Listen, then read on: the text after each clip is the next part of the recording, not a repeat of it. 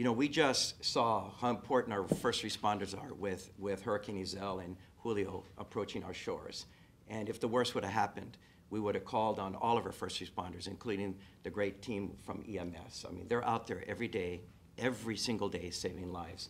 For the most part, we don't know what they do, but they have stories that are real heroes on a regular basis. And we depend on them. What we do here at the City and County of Honolulu in terms of getting people out into people's homes, onto our beaches and everyone else to make sure that those who are sick and needing help are there. And those are our paramedics and our EMT folks. For years and years and years now, these folks have been overworked, way overworked, and they are highly trained. In fact, our paramedics and EMT guys are some of the most well-trained in the entire state of Hawaii, more than the national average.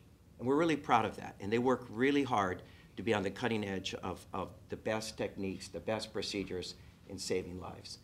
But because there are so many demands placed on them, they're required in many cases to work more than 8 hours a day. They're asked to stay over for a second shift for another 8 hours. And their lives as a result are harder to plan. They can't be home for dinner when they tell their spouses they'll be home. They can't be there for the graduation of one of their children when they plan to be. They can't be there to celebrate an anniversary because they're asked to stay on another 8-hour shift. And we should not treat our first responders, our paramedics, and our EMT folks in that way. And over many years now, we've been trying to see what could we do to improve the working conditions for this group of people over multiple administrations. A lot of talk, but never actually accomplishing the goal of seeing if we couldn't make it better. And the very good news is very recently we signed an agreement with the UPW to go to a 12-hour work shift from an 8-hour work shift for our highly trained EMT and paramedic personnel. And we're really, really proud of this fact. And it's all about making sure that those guys who are on the front lines of saving lives are treated more fairly, are given more certainty into their work schedule, so that they're rested in between, so they can go home and take care of their families and make sure that everyone is taken care of. This is what this is about. It could not have happened, and I repeat, it could not have happened without Dayton Nakanelua and the folks at the UPW stepping up and saying, let's get this deal done. And they did so, and they worked really, really hard over the past 3 or 4 months, yeah, Dayton? Yes. Nonstop to get it done. And I want to thank Dayton from the bottom of my heart, and I think the people of this island need to thank the union for making something happen that looked impossible in the past. I also want to thank Mark Rigg, who's the head of our EMS, and Carolee Kubo, who's head of Department of Human Resources, and of course the entire team that put this together. With this, I want to turn it over to Dayton to say a few words, and Dayton, I just want to say thanks so very much.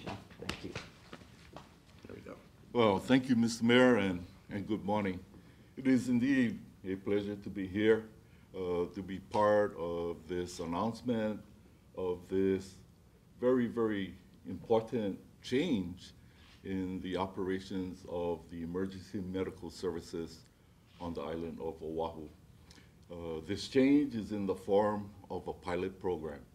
And as the mayor has said, this pilot program calls for a 12-hour work schedule involving most of the units that are out in the field. We will still have 4 units that will be operating on an 8-hour schedule, providing services 16 hours a day. But for sure, the main part of the services provided will be on 12-hour work schedules for a 24-hour period. We believe that the concerns of the city has been addressed with this pilot program, as well as improving the quality of working conditions of the affected members of our union, and as well as the quality of their personal lives. I believe the critical part of this pilot program is that it provides the opportunity for the employer, in this case the city and the department, on a joint basis with the union, to meet at least on a quarterly basis. At least on a quarterly basis, thereby giving the parties the opportunity, if necessary, to meet much more often than that on a quarterly basis, to tweak the program, to make revisions, to make changes where the parties deem it necessary. We want to ensure both parties are committed to the success of this pilot program. The pilot program will be for a duration of 1 year, and during that time, I'm certain that the parties will work towards achieving success, maintaining the quality of this very important service to the different communities on the island of Oahu. So again, thank you, Mayor. Thank you, Dayton. For your Really words, appreciate it. and to your management team. Thank you. We did have a committee of union members that were engaged and involved over this entire process. And while the hard work did occur within the last 4 or 5 months, that the discussion and conversation of an alternative work schedule had been ongoing for an extended period of time.